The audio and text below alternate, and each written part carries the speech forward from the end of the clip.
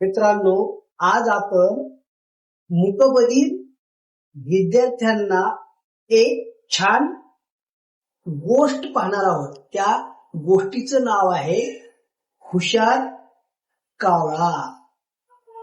एका जंगलामध्ये एक कावळा इकडून तिकडे उडत होता.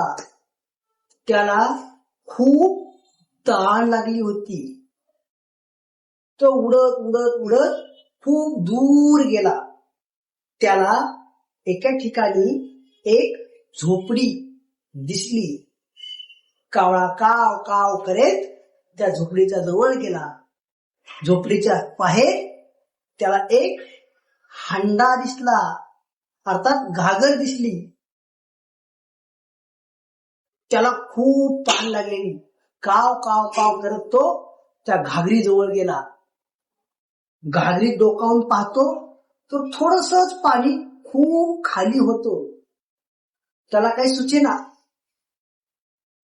त्यांनी काय केलं माहित आहे? काय केलं तर त्यांनी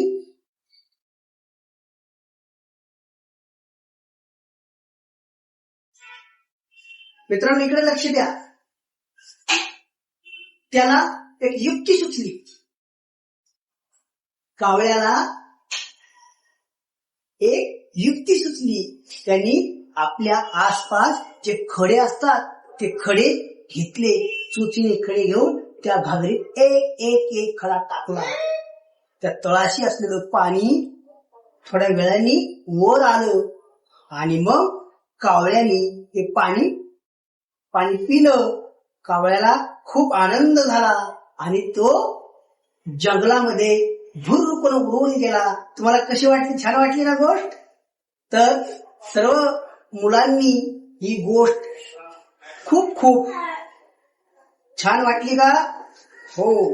तर या गोष्टीला मूकबधीर तसेच बोलणाऱ्या विद्यार्थ्यांनी लाईक आणि सबस्क्राईब करायला विसरू नका. धन्यवाद.